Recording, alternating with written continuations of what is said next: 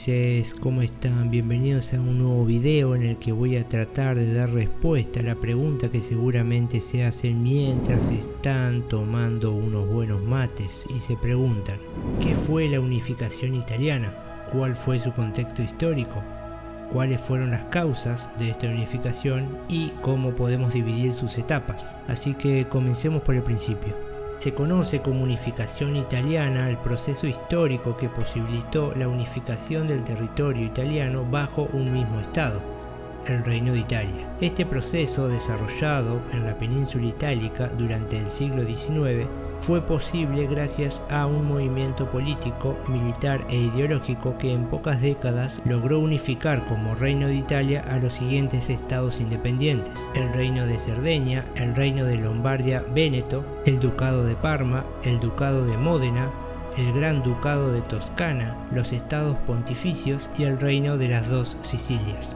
Ahora bien, adentrándonos en lo que es el contexto histórico, tenemos que hablar que tras la caída del Imperio Romano, el actual territorio italiano quedó fragmentado en diversos estados independientes que durante siglos no lograron conformar una unidad política. Pero a comienzos del siglo XIX, los ideales liberales de soberanía popular y nación, difundidos por la Revolución Francesa, hicieron eco en los intelectuales italianos, quienes, inmersos en el espíritu del romanticismo, comenzaron a acariciar la idea de la construcción de una nación italiana. Sin embargo, la idea de conformar una única Italia era difícil de concretar, no solo debido a la fragmentación regional, sino también porque una parte del territorio se encontraba bajo ocupación extranjera. Además, el clima conservador instaurado a partir del Congreso de Viena sumaba otro obstáculo para la expresión de las ideas nacionalistas. Por lo tanto, los partidarios de la unificación se agruparon en sociedades secretas.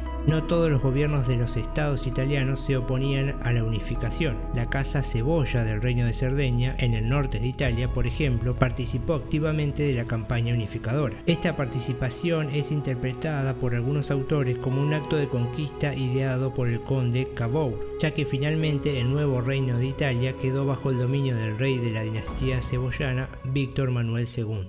Ahora tenemos que remarcar cuáles fueron las causas de la unificación italiana. En primer lugar, el rechazo a las sucesivas ocupaciones extranjeras, la napoleónica en el sur de Italia y la austríaca en la región nordeste de la península. El rechazo a la división territorial dispuesta en el Congreso de Viena, que había establecido una división del territorio italiano sin contemplar su historia ni los pueblos de cada región. La adhesión a las ideas liberales vigentes en la época. En ese sentido, la construcción de la nación fue un proceso que Italia, al igual que muchos otros países, llevó a cabo a lo largo del siglo XIX.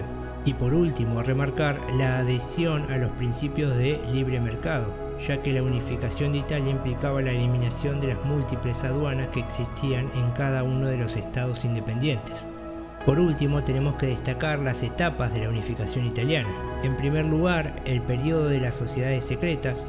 Durante la primera década del siglo XIX, los nacionalistas radicales organizaron diversas sociedades secretas en distintos puntos de la península. En el sur conformaron la Carbonería, en oposición a la ocupación napoleónica, y en el norte la Joven Italia, contra la ocupación austríaca. Los nacionalistas radicales no solo pretendían la expulsión de las potencias extranjeras del territorio italiano, sino también la conformación de una república en reemplazo de las monarquías conservadoras. En segundo lugar, tenemos la Primera Guerra de Independencias.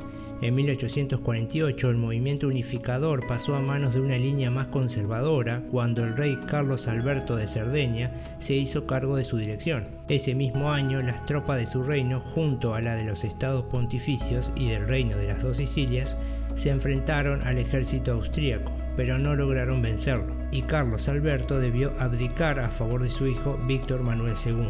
En tercer lugar tenemos la Segunda Guerra de Independencias. 10 años después, el Reino de Cerdeña encaró una nueva campaña a fin de continuar con el proyecto unificador. En esta ocasión se destacó la figura del ministro Camillo Benso, conde de Cavour, por su hábil trabajo diplomático con Napoleón III, aliado en el enfrentamiento contra los austríacos. El reino de Cerdeña logró anexar la región de Lombardía y a los ducados del centro de la península. Otra figura clave de esta etapa fue Giuseppe Garibaldi, quien conquistó el reino de las dos Sicilias. El 17 de marzo de 1861, tras la unificación de casi todo el territorio, se declaró el Reino de Italia y se designó a Víctor Manuel II como su rey. En una cuarta etapa nos encontramos con la Tercera Guerra de Independencia. En 1866, el Reino de Italia, tras intervenir a favor de Prusia en la Guerra Austro-Prusiana, pudo recuperar el territorio de Véneto, que hasta ese momento se encontraba bajo dominio austríaco. Y por último, una etapa final que es la anexión de Roma. Finalmente, en 1870, el Reino de Italia logró conquistar el último territorio que le restaba anexar, Roma, que el 3 de febrero de 1871 fue designada capital del Reino de Italia. Bien, hasta acá el video de hoy, espero que les haya sido de utilidad o les haya parecido interesante. Si es así, los invito a que le den me gusta al video, que se suscriban al canal y, como ya saben, hasta otro dato de color.